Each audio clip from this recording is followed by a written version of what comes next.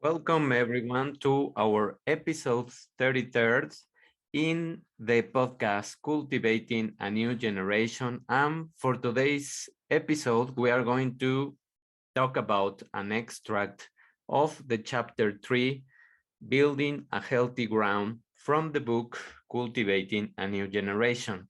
So we are going to go down in the spiral of this story that we left off in the second chapter with some of the issues that Mario and Betty had whenever they had an encounter with their problems, with the discussions, and with the different kind of settings that they grew up in.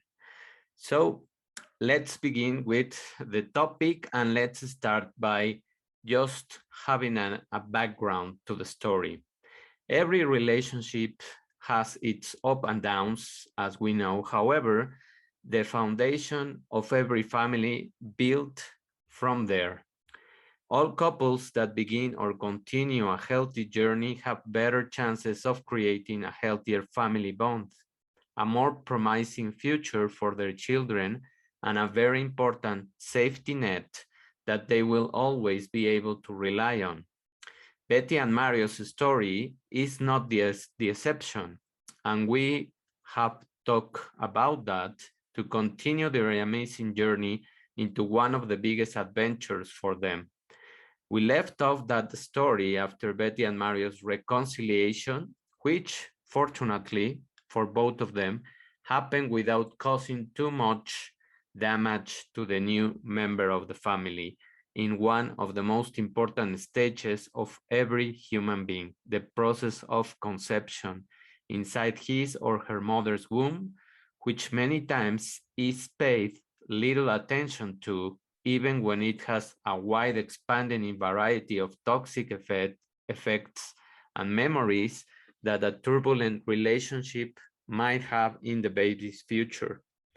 This is a very important information that many people have to know, that whenever babies are in the womb of the mother, they can also perceive all the vibrations, the discussions, the problems that their fathers are having, and they impact in the way the brain, in the way the body, in the way the emotions are permeating inside of the baby and creating already toxic epigenetic marks. That's why we have to be very, very careful of trying as much as possible to have a healthier pregnancy period so that babies don't have an already stressful environment inside the womb. And to go on with the story, we are going to talk about the creating opportunities. And this is the extract of the book. Betty's life was a little more stable after all this discussion and the separation because she was a more focused woman who knew what she wanted for her and the baby's future. She already knew the new steps in her life. She knew that first she had to speak with her boss, Charlie. He is a very insecure man and obsessive, controlling of people's personal life, more when we are talking about women. That is not an exception in real life. We have many examples of toxic bosses that pick on women just because they have issues themselves. Why is Charlie so biased against women? Does this have to do with his family? Let's find out a little bit of background about Charlie's past. He grew up in a family where his father was the dominating character. A completely patriarchal family. He belittled Charlie's mother every time she had an accomplishment related to her work. His father was a renowned scientific researcher as well as her mom. However, throughout most of Charlie's infancy and adolescence, his father was never present. And when he was there, he was just an image of fear that also made his mother develop a victim complex. that Charlie could see very often. This kind of behavior made an imprint in Charlie's character, predisposing him to repeat that pattern due to the fact that several times he spoke with his mom and she just used her victim personality to avoid demanding respect from her husband, Charlie's father. Betty knew that she had to win her boss' attention by doing something extra due to this past story. Therefore, every time her boss seemed stressed by any other issue, she tried to be supportive and gave him what he needed: attention, validation, or someone that just listened to him. He was very lonely, a very lonely man, as he created a tough image as his shield that didn't allow people to approach him or be able to sympathize with him. So if we pay attention to this extract of the story, we can see how Betty was making research on the story of the parents of Charlie so that she could understand that many of his issues came from the emotional background that he had. And she tried to understand as much as possible what were the things that Charlie could look in other people so that he could feel secure and also that he could trust in other people. So Betty knocked on Charlie's office and asked if she could talk with him. Charlie said, "Of course, Betty. What do you need?" Betty started by saying she was very grateful for all the opportunities to participate during the audit process that they had in their company, the freedom she had to guide some people on what they have to do in order to answer the auditor's questions with more evidence. She also told him that he was a very generous and supportive boss during those new challenges. He replied, "It's the least I could do after all the effort I saw from your side, even with your early experience and being a woman. You have proved to me that you deserve to remain in this company." We can see here how Betty was more clever to attack the issue of his boss being a toxic person against women. And she understood the story underlying his problems or insecurities, and she could now design a strategy so that she could be present in the most challenging times in the company, as well as giving him trust and attention to the very important issues that he was worried about. She also explained when they had this talk to Mario, to his partner, that she had been doing some research about men with that kind of personality. And she knew exactly what to do in order to become a valuable asset for him and the company. All of her actions performed during the past weeks were perfectly justifiable. After doing that research, she knew what Charlie wanted from people regarding professional decisions and also how these kind of men usually need someone loyal, reliable, one that can be a confidant for them. Thus, she had become almost an expert, and that auditing process was the perfect event for her boss to see her as a valuable asset, not just as an assistant, but also as a supportive, reliable, and resourceful employee. So as we can see here in this part of the story, she's creating opportunities. She's now making progress in the company just by paying attention to the emotional problems of his boss and also trying to have empathy for him and not being neglected, not being also submissive, but more over being proactive in the way she took things, in the way she developed an opportunity, and how she could be noticed more by her boss. Mario, on the other side, was angry because Betty was often arriving late to the house due to this kind of research and the audit process. So Betty tried to explain what happened.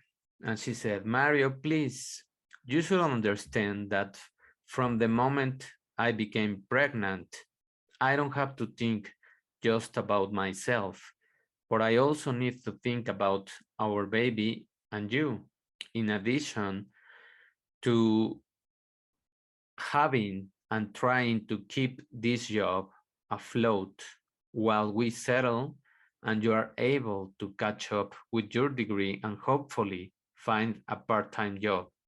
I'm sorry if I didn't make a pause or took some time to explain my plan before, but I didn't know if it was going to work or not.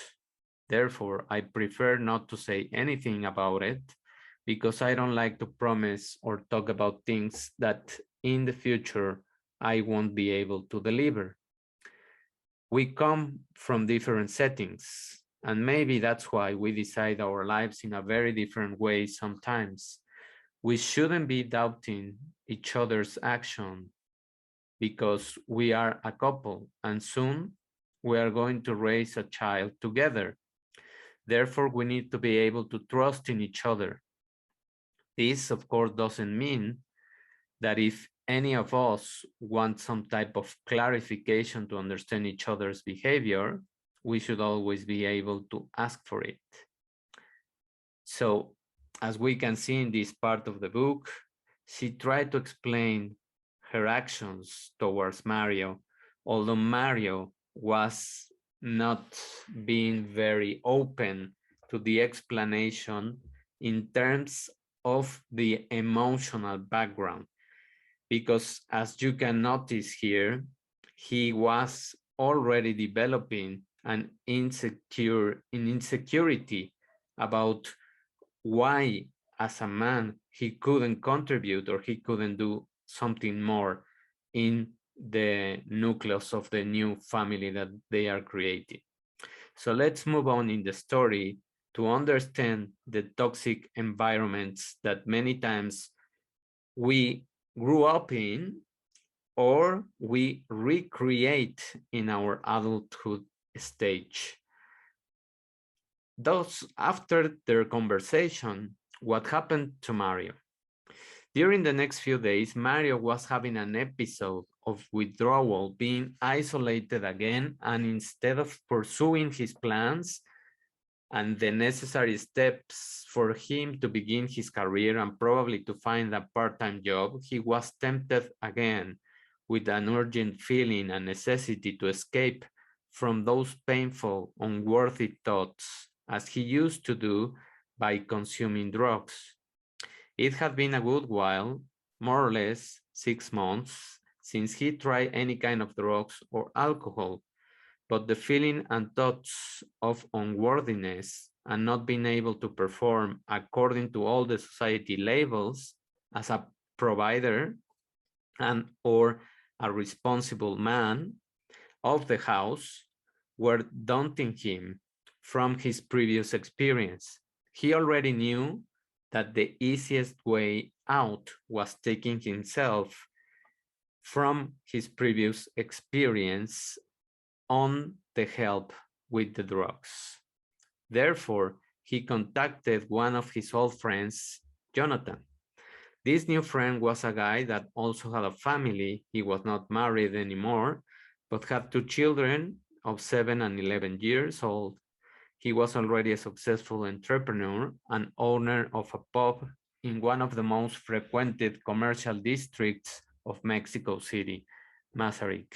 So as we can see in this part of the story, Mario is already being lured to the addiction of the drugs to cope with the toxic thoughts that he by himself created in his mind and with the story that he is not good to provide for his family. This goes back to the story of Mario's parents and how he grew up, and the repeated messages that he received from his father that he was no good at all. So, as we can see here, many of the things that we suffer in childhood starts to play out how we um, regulate, how we address the emotions that we are having at all times. The first stages then that Mario is going to develop, of course, we can assume here that he's going to, again, test the drugs so that he could cope with reality. So in the story, and of course, I invite you to read more about the story so that you can understand better, he's going to look for her ex-girlfriend, who is also a woman that has a very strong addiction to drugs. And during the conversation that they have, Mario is going to have an awakening of what to do in order to address the problems of the drugs. So his girlfriend, his ex-girlfriend, is going to suggest to him to enroll in a program of detoxification. So we are going to talk about a detoxification process for the addictions of alcohol or any kind of drugs. The first stages of a program that is a detoxification program include a slow detoxification of your addictions to substances, of course, and they include a healthier nurturing program where you start finding natural substances that help you counteract the feeling of abstinence. It isn't easy at all. Your body, of course, will start shivering, sweating, feeling anxious and depressed at times, but it's all part of your dependent mind that is still craving for the drugs and is transitioning your internal chemical imbalance that you have. In addition to changing the food that you used to eat, they are also going to complement nutrition with exercise during those moments. I really realize that we don't know many of the benefits of exercise in terms of naturally releasing chemical substances that make you feel awful, and how after a little while of doing it, you start releasing a self-made pharmacy that helps you to feel better. All the positive substances that you release with the exercise suddenly start replacing the drug effect. Some of them are dopamine, endorphins, and serotonin. All of this chemical cocktail eventually starts repairing your homeostasis and attaching to the receptors in your brain to allow you to overcome part of the anxiety and depression symptoms. You might easily relate to those feelings, as I remember that you used to swim to escape from your reality and feel better.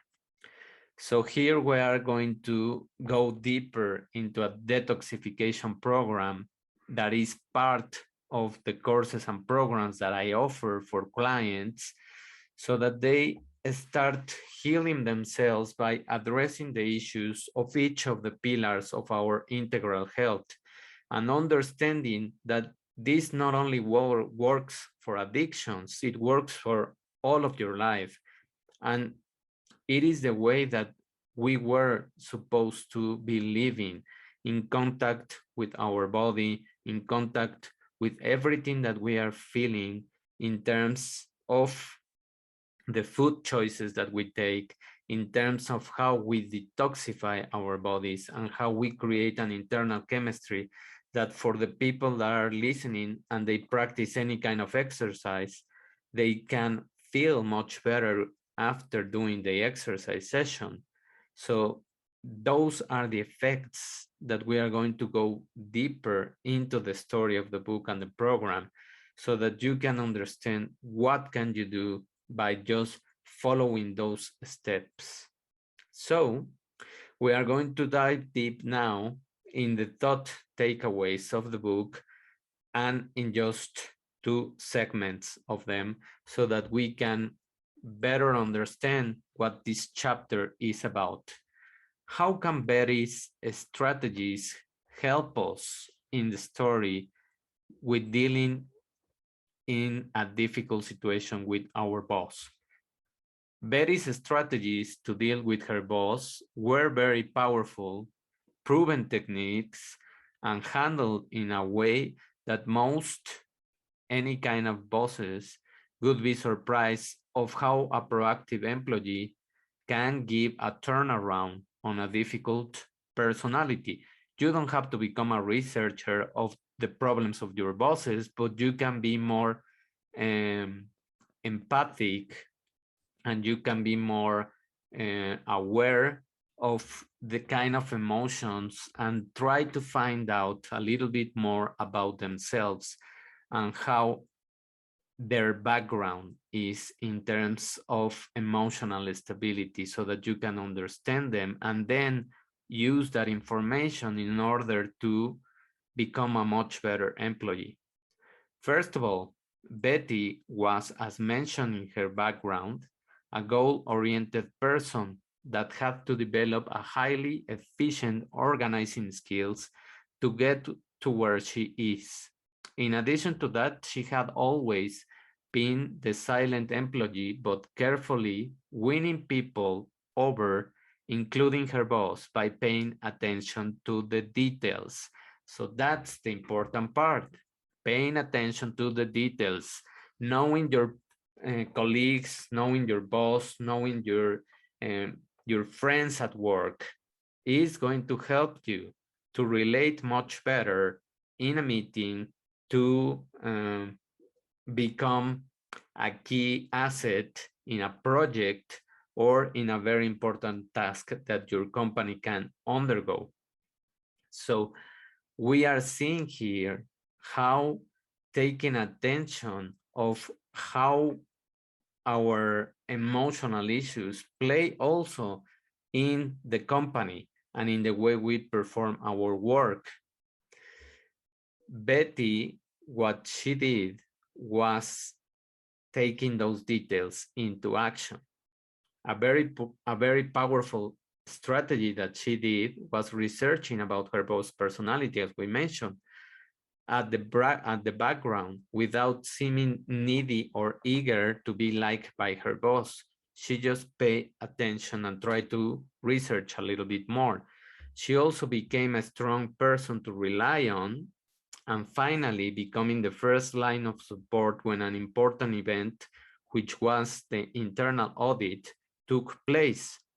All of those attributes were the ones that any kind of boss, no matter the kind of personality they could have, would love from an employee. And to do that, of course, you have to enjoy your job and you have to be compromised and you have to look at it from the perspective that it is going to help you. It is a bridge to um, achieve your own goals. It is a goal to have a much healthier and a much financial freedom in the future. So right now, it is just an investment, but you have to do it in an strategic way so that you can start moving up the ladder in the corporate world. So the second reflection or the second takeaway in this chapter is going to be this one. How and why did Mario or any man in any story of relationships feel ashamed, humiliated, or simply not needed when a woman, such as Betty, is the provider with a successful career? Let's explain why men feel insecure when a woman is successful and many times now she is the provider of the resources. Men usually have more competitive instinct, more in terms of career or provider roles, which have been conditioned for them since practically a prehistoric epoch. Therefore, usually men that have as a partner a successful woman and they are not being a good provider, or they have not been able to achieve bigger success than their wives, tend to feel diminished every time their partners have a success or has a success. Men's implicit self-esteem was lower when their partners succeeded relative to when their partner failed in domains that were higher academic and lower social in relevance to their sense of self. There is some evidence that men automatically interpret a partner's success as their own. So that's relative failure. This is some of the research evidence founded by Ratcliffe in 2013. So as we can see, we have been many times conditioned to believe that our value relies just on the things that we can provide or we can do in the professional aspect. So we have a hard time to cope with this kind of success. Not all of them, I'm not generalizing at all, but this is something so that women can understand why their partners can feel diminished or undervalued against a woman that is competitive and successful. There are at least two other reasons why thinking about a partner's success might lead to decrease implicit self-esteem for men. One is that positive self-evaluation derives in part from fulfilling roles typically ascribed to one's gender. So that's the program. That is what society has told us for a long time. There are strong gender stereotypes where men are typically ascribed with strength, competence, and intelligence. A partner's success, especially if it is construed as an own failure, is not compatible with the stereotype and could negatively impact self-esteem.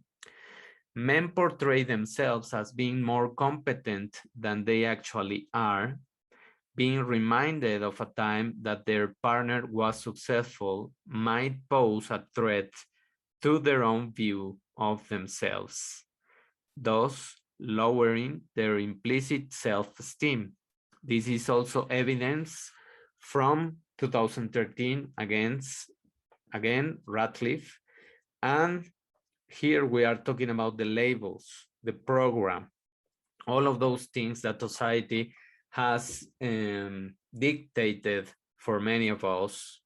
We are talking here about men, but of course there are many labels and things that society has done against also women. And when we place ourselves or our identity and value relies on those toxic labels, then we have more areas of conflict when we have a relationship. So the key idea or the key point here, so that you can reflect more on that, is how many things in your life dictate your value, or is your value dictated by the roles that you perform in your life? Just do a quick exercise so that you can reflect upon all of those labels. You are a boss, you are an employee, you are a manager, you are a father, you are a mother, you are this and that and that. So just play with the roles and see how you identify so attached to those images that whenever you have a failure in any of those playgrounds, let's say, you start having problems with your self-esteem, which, if we see it as a story, then it doesn't make any sense because our value doesn't ever have to be defined but by the labels that we are playing in the society. That is just a performance that we have to do and we have to give, but that's it. Our values are more deeper than that. But if you don't reflect upon those things, of course that you are going to feel depressed, anxious, and you can do a lot of stupid things in response to those value, to that toxic dialogue that you are having in your head. So this is the extract of chapter 3. Of course, there is a lot more information in the whole chapter, and you can dive deep in how women that are empowered create opportunities and how men can deal with the self-esteem issues in a world where the roles have changed. Thank you very much for listening to the story. And if you want to know more about it, you can look for the book in the most common platforms, and you can buy it in Amazon, Barnes and Noble, and in my webpage. Thank you very much for listening. We will be listening to each other in the next episode. Bye.